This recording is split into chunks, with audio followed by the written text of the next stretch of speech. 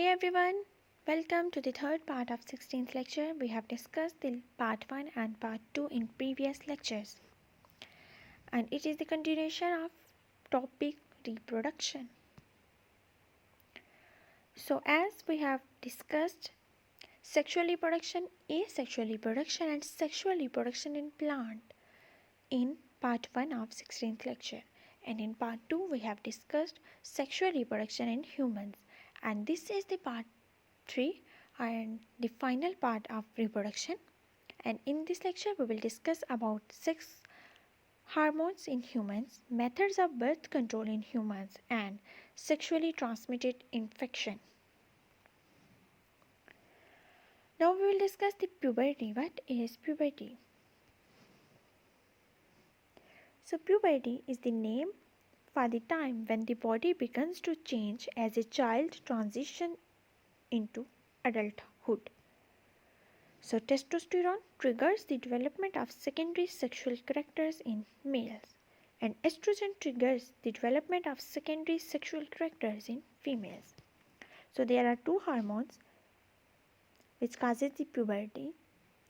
First testosterone and second are the estrogen. Testosterone triggers the development of secondary sexual characteristics in males, while estrogen triggers the development of secondary sexual characteristics in females.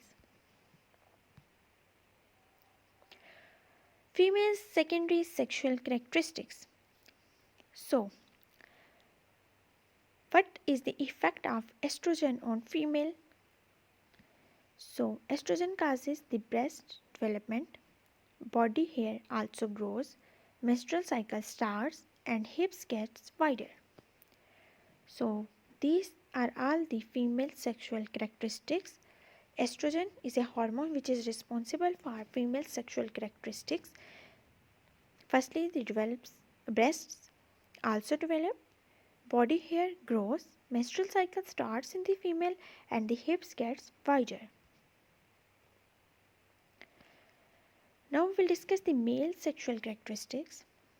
So, testosterone is a hormone which is responsible for secondary sexual characteristics in males. Firstly, there is a growth of penis and testes, growth of the facial and body hairs, muscles develop in males, and voice breaks. Testes starts to produce sperms. So these are all the male secondary sexual characteristics. And for these characteristics, a hormone is responsible, which is testosterone.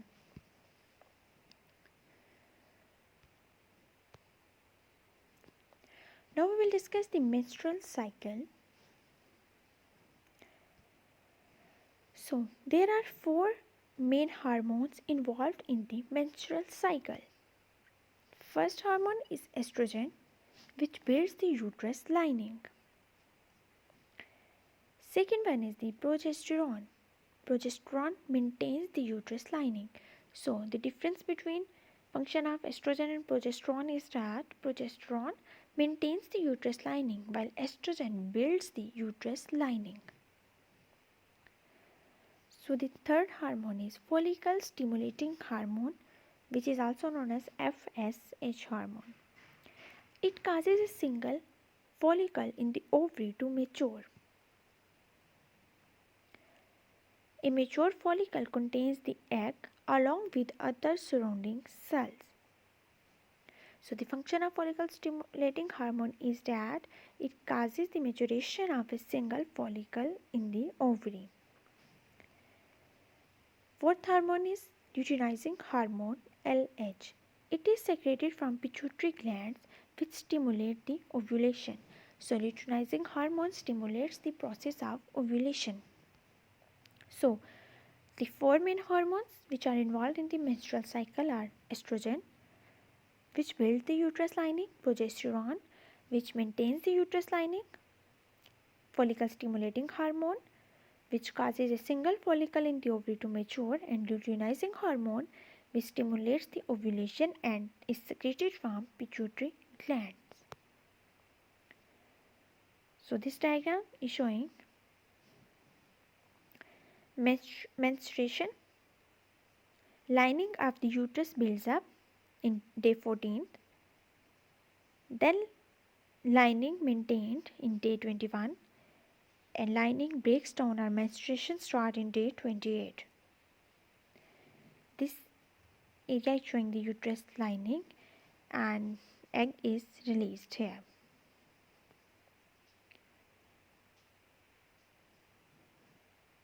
So this diagram indicates that day 1 to day 7 is the menstruation day. Egg is released, then the lining of the uterus builds up at day 14. Then lining maintained at day 21, and at day 28 the lining breaks down and the menstruation starts, and the whole process is repeated again and again. Now we will discuss the menstrual cycle in detail.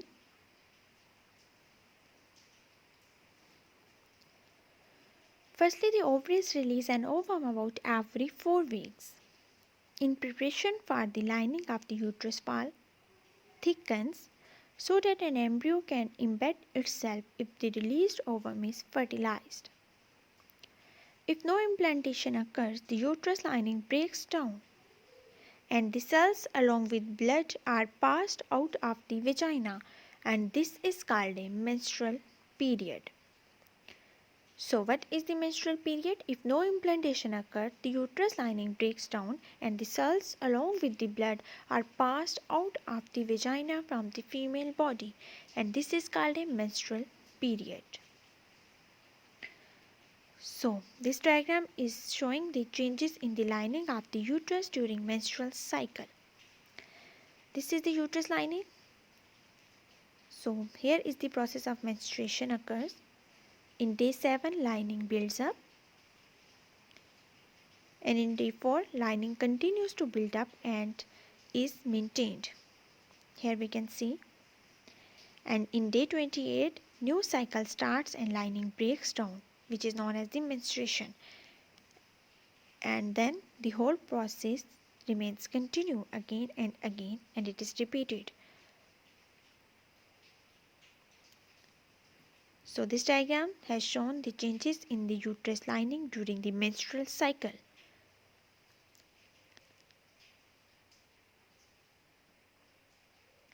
Now we will discuss some methods to control the birth in humans, which are known as birth control methods. So there are various methods of birth control that you must be familiar with. So common methods of the birth prevention or birth control are, so firstly there are methods which are known as the natural methods of birth control.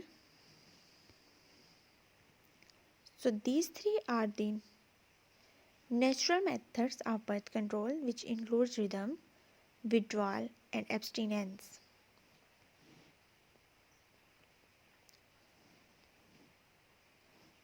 Secondly, there are some chemical methods of birth control, which is the use of contraceptive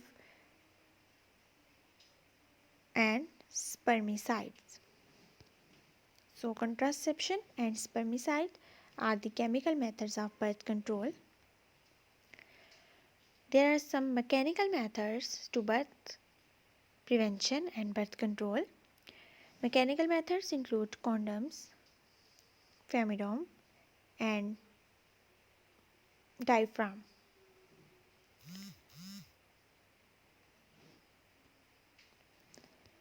There are some surgical methods for birth prevention or birth control. Two methods which are very important. First is the vasectomy and second is the laparotomy. Vasectomy is the male sterilization and laparotomy is the female sterilization.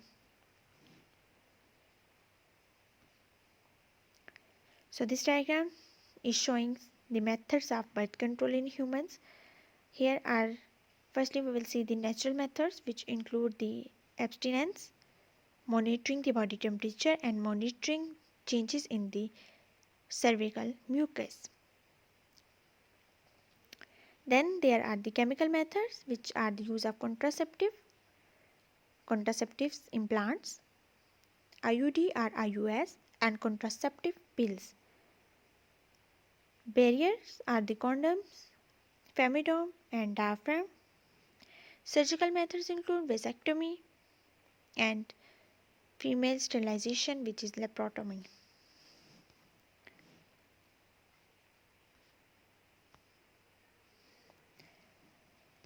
There are also some common methods for birth promotion.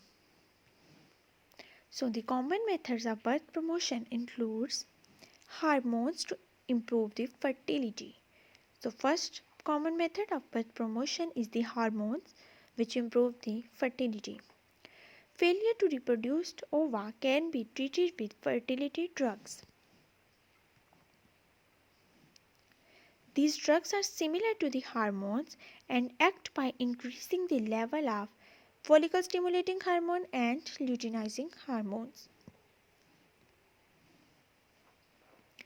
Administration of the drug is timed to promote the ovulation to coincide with copulation.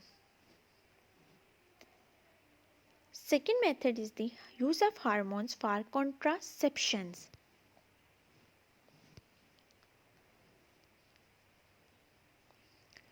Estrogen and progesterone control the important events in the menstrual cycle.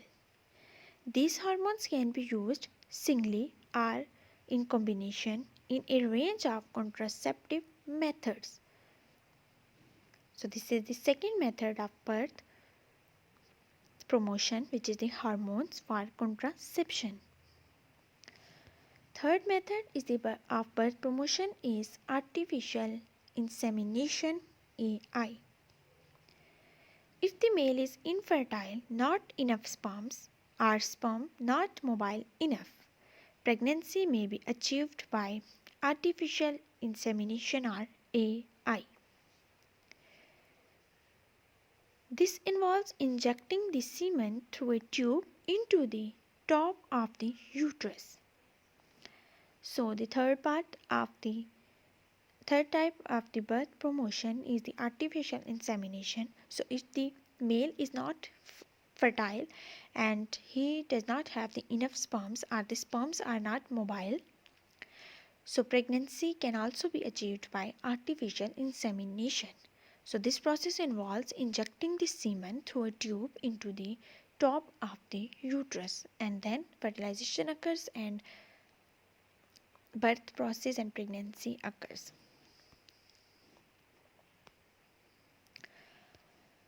Fourth type is in vitro fertilization. So in vitro fertilization is the fourth type of the birth promotion.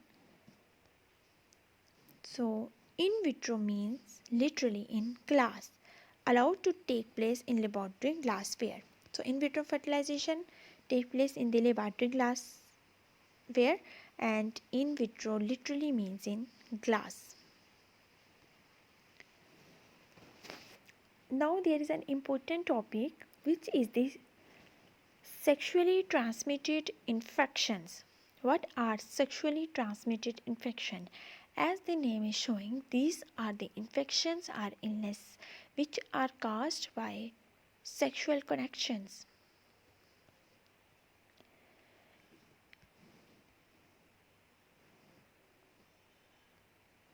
So, sexually transmitted infection is an infection that is transmitted via blood body fluids through the sexual contact.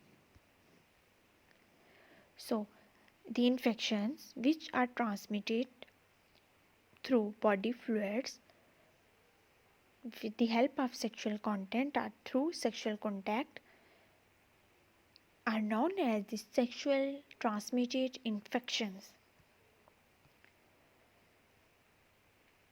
So, there are two common sexually transmitted diseases, which are AIDS and HIV. So HIV is a virus which is known as human immunodeficiency virus. It is an important term. HIV is the human immunodeficiency virus, and it is an example of an sexually transmitted infection. An HIV infection leads to the AIDS. AIDS is the acquired immunodeficiency syndrome.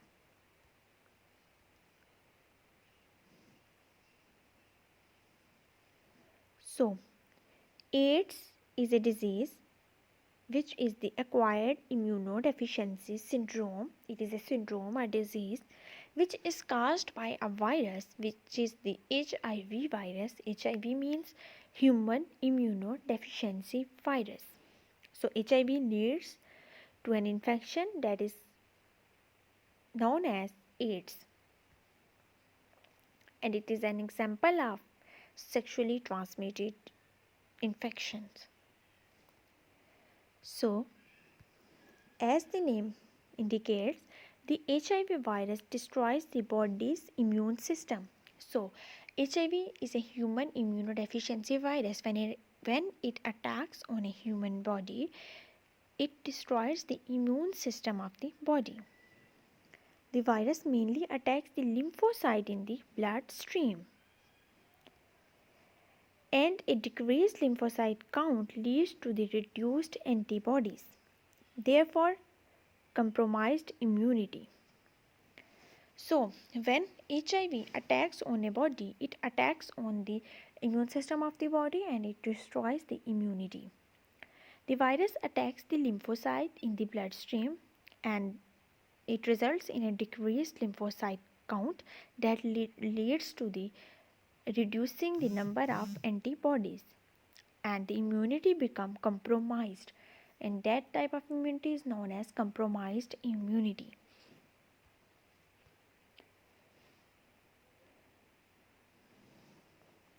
So, this whole diagram is showing the HIV and AIDS cycle. Firstly, HIV attacks to the receptors on the lymphocytes. In the second step, HIV infects its genetic material. HIV injects its genetic material into the lymphocyte, which becomes a host cell. Thirdly, HIV uses the lymphocyte's cellular machinery to make the copies of itself. And in the fourth step, after making many copies of itself, the host cell is destroyed by HIV. So, as a result, HIV infection eventually leads to the decreased lymphocyte number and reduced ability to produce antibodies. So, this is the HIV virus, and these are the genetic material R2 copies. So, the whole process takes into the four steps. Firstly, the HIV attacks to the receptors on the lymphocyte. Secondly, HIV injects its genetic material into the lymphocyte, which becomes the host cells. And thirdly, HIV uses the lymphocyte cellular machinery to make the copies of itself. And in the fourth step, when HIV makes many copies of itself, the host cell is destroyed by HIV. So, as a result, HIV infection leads to the decreased lymphocyte number and reduced ability to produce antibodies, and immunity of the body becomes compromised.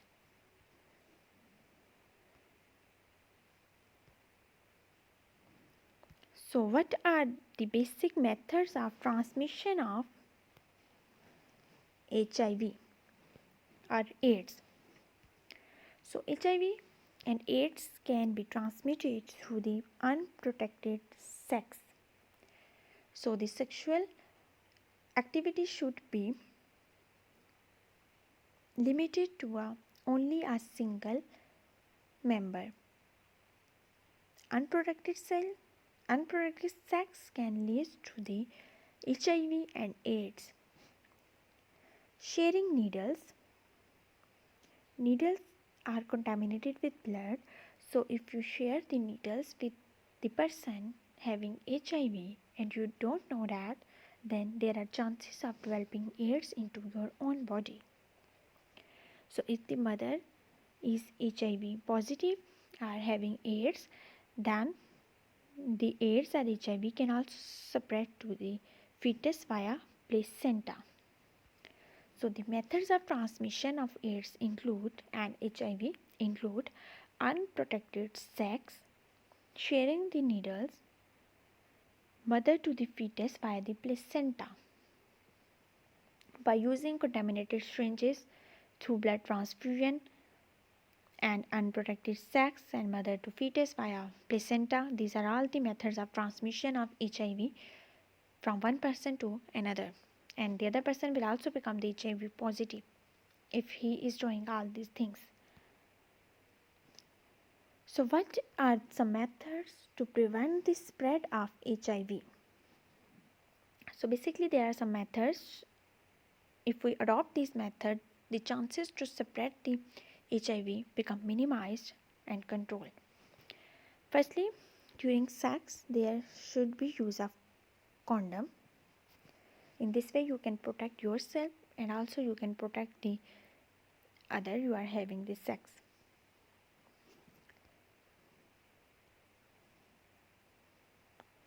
Second point is abstinence of sexual intercourse.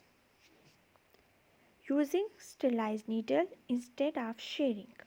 So the persons should use the sterilized needles instead of using and instead of sharing the needles. Lastly, bottled milk should be used. So these are all the methods to prevent the spread of HIV. Firstly, use the condoms. Secondly, abstinence of sexual intercourse. By using sterilized needles, you can also prevent the HIV. And third, use of bottled milk. So that's all about the lecture. We have discussed the part 1, part 2 and part 3 of the lecture 16th, and in the 16th lecture we have discussed this sexual reproduction, asexual reproduction, sexual reproduction in humans, sexual reproduction in plants. We also discussed the sex hormones and all other topics which are included in the part 3rd of the 16th lecture. Now this was the final part of 16th lecture and lecture 16th has completed now. Thank you for your cooperation and listening.